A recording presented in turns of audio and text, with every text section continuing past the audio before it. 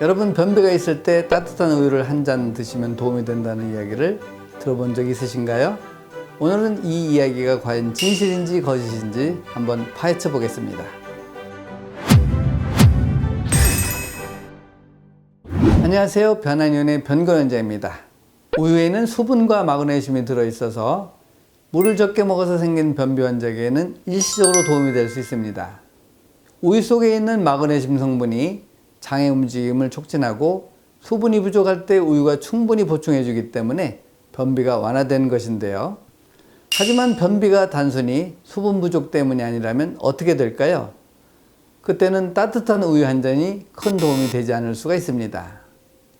그리고 중요한 것은 우유 속에는 유당과 카제인이라는 단백질이 들어있는데 문제는 우리 몸에서 이 카제인을 분해할 수 있는 효소가 충분한 사람과 그렇지 않은 사람도 있다는 것입니다. 만약에 카제인을 분해하는 효소가 부족한 분이 우유를 마신다면 복통이나 소화불량, 심지어 설사를 겪을 수도 있습니다. 우유 속 카제인이 소화되지 않은 상태로 장에 남으면 장을 자극하는 경우가 많습니다. 또한 우유 속 카제인 단백질은 장벽을 약하게 만들어 장누수 증후군을 유발하기도 합니다. 장누수 증후군은 소장의 내벽에 있는 육모 사이의 틈이 넓어지면서 음식물 찌꺼기, 세균, 바이러스, 그리고 카제인과 같은 단백질이 혈관으로 들어가게 되는 현상을 말합니다.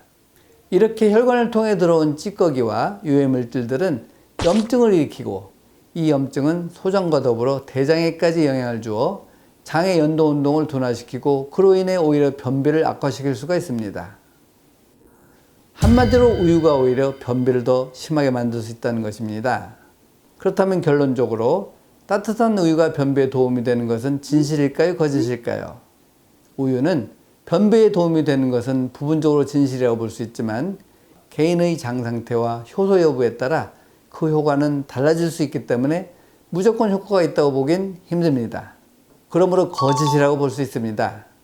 변비가 심할 때 우유로 효과를 보고자 하신다면 먼저 우유가 내 몸에 맞는지 확인해 보세요. 그리고 무엇보다 변비가 계속된다면 장 건강을 점검해 보고 장에 문제가 있다면 이를 개선하는 것이 가장 중요합니다. 특히 10년 이상 변비를 겪고 있는 사람들의 경우에는 장이 거의 운동을 하지 않기 때문에 청진을 했을 때 소리가 전혀 들리지 않습니다. 즉 고요한 바다죠. 그 이유는 대부분 장누수 증후군을 겪고 있기 때문입니다. 장누수가 있게 되면 오염된 혈액이 몸에 염증을 일으키게 되는데 이때 장과 연결된 뇌에도 염증이 생기게 됩니다. 이로 인해 뇌에서 장의 연동 운동을 하라는 명령을 내리지 못하게 되어 장이 움직이지 않게 되는 것입니다. 장이 정상적으로 연동 운동을 해야만 변이 직장으로 내려가 배출될 수 있는데 이 연동 운동이 전혀 되지 않으니 당연히 변비가 생길 수밖에 없는 것이죠. 그러니 점점 변비가 심해진다면 장누수가 있는지 검사를 꼭 해봐야 합니다. 그리고 우유를 마신 후 배탈이 나지 않으면 나는 우유가 몸에 맞는구나 생각하실 수 있습니다. 하지만 배탈이 나지 않는다고 우유가 몸에 맞는 것은 아닙니다. 예를 들어 소음이는 위장이 약하기 때문에 우유를 마시자마자 배탈이 쉽게 날 수 있고 설사도 할 수 있지만 반면에 소양이는 위장이 튼튼하기 때문에 우유를 마셔도 배탈이 안 날 수 있습니다. 그렇게 괜찮다고 생각하고 우유를 계속 섭취하게 되면 나이가 들었을 때 장누수가 점점 심해지면서 몸 여기저기에 염증이 발생하여 여러 질환들이 생길 수가 있습니다.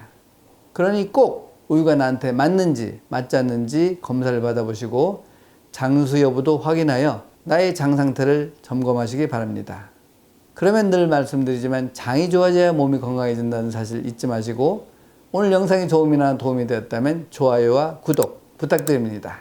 감사합니다.